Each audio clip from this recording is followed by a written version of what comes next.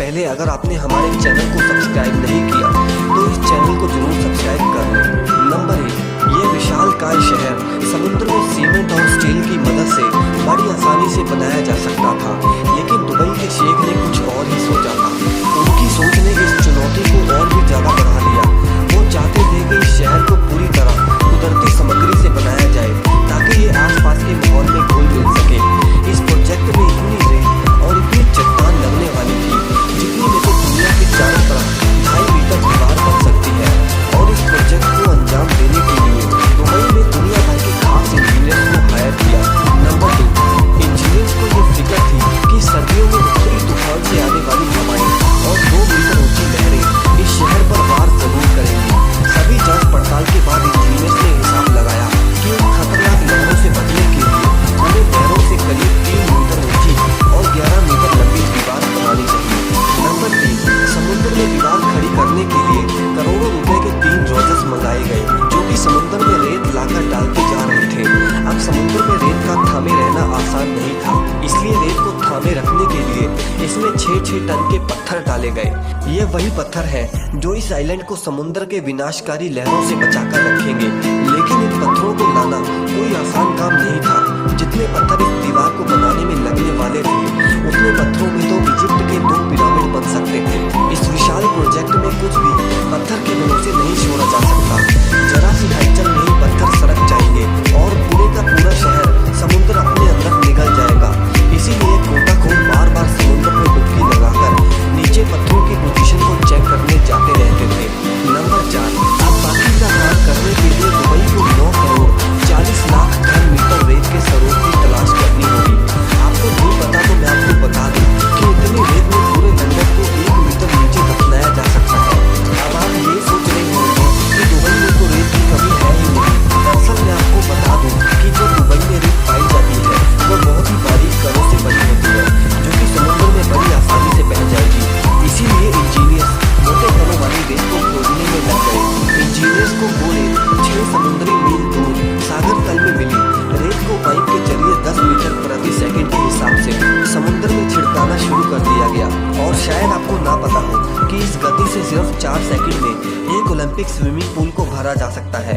Number 5, अब काम तो ठीक तरह से चल ही रहा था, लेकिन इंजीनियर्स को शक था कि क्या उनका ये आइलैंड ठीक डिजाइन से बन रहा है। लेकिन दुबई के पास इस शक को दूर करने का उपाय 606 किलोमीटर ऊपर अंतरिक्ष में था। दुबई ने अपने भेजे GPS सैटेलाइट के जरिए ऊपर से ही प्रोजेक्ट को मापना शुरू कर दिया कि प्रोजेक्ट का डिजाइन ठीक तरह से बन रहा है या नहीं। और इस तरह दुबई पुलिस भी अपने इस ड्रीम प्रोजेक्ट पर घर बैठे ही नजर रख सकते थे। अब सबको ये दिख रहा था कि पाम बीच का सपना सच हो रहा है। नंबर 6, अब इंजीनियर्स को एक और चुनौती ने घेरे में ले लिया। इस विशाल द्वीप को 1,20,000 लोगों के शहर का बोझ उठाना है और उनकी सुरक्षा अब इस आइलैंड की बुनियाद पर टिकी हुई थी। इस रेत के द्वीप को चट्टान जैसा ठोस होना चाहिए, लेकिन कैसे? और इसीलिए इंजीनियर्स रेत को सख्त करने के लिए उपाय ढूंढने में लग गए। और काफी रिसर्च के बाद इंजीनियर्स ने इसका भी हल ढूंढ निकाला। उन्होंने डिसाइड किया कि उन्हें 12 मीटर की गहराई तक रेत को सख्त करना होगा। उन्होंने वाइब्रो कंप्रेशन नाम के प्रोसेस का उपयोग किया। इसमें ड्रिल को जमीन में गहराई तक उतारा जाता है। फिर इस शाफ्ट की वाइब्रेशन से चारों तरफ की जमीन हिलती है और जमीन ठोस होती चली जाती है। इस प्रोसेस को करने के लिए 15 मशीनें लगातार 8 महीनों से ही ड्रिल करती जा रही हैं। और ये काम जरूरी भी था क्योंकि 1,20,000 लोगों की जिंदगी का सवाल था। नंबर 7, अब प्रोजेक्ट तो खत्म होने की कगार पर था, लेकिन ऐसे प्रोजेक्ट्स में जब काम खत्म हो जाता है तभी कोई प्रॉब्लम जरूर खड़ी होती है। दरअसल उन्होंने देखा कि समुद्र का पानी योजना अनुसार द्वीप के चारों तरफ नहीं घूम रहा। लोगों ने इस आइलैंड के छोटे से हिस्से के लिए भी लाखों डॉलर्स खर्च किए थे और ठहरे हुए पानी को तो वो कतई बर्दाश्त नहीं करेंगे। इस समस्या का समाधान इंजीनियर्स को जल्द ही ढूंढना होगा। जब उन्होंने डिजाइन में फेरबदल करके देखा तो उन्हें इसका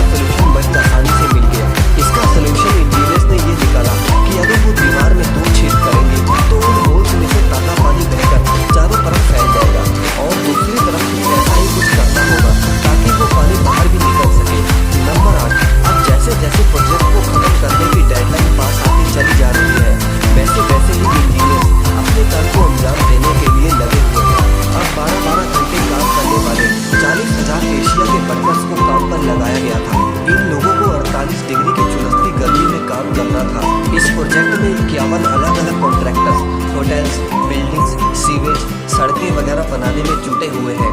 आपको ये बात हैरान कर देगी कि बिक्री शुरू होते ही पहले 3 दिनों में सारे के सारे मकान बिक गए। इनमें से सबसे महंगा मकान $12 लाख का था। वक्त तेजी से निकल रहा था, लेकिन क्राउन प्रिंस ने सबको 2006 में आलीशान दुनिया देने का वादा किया है।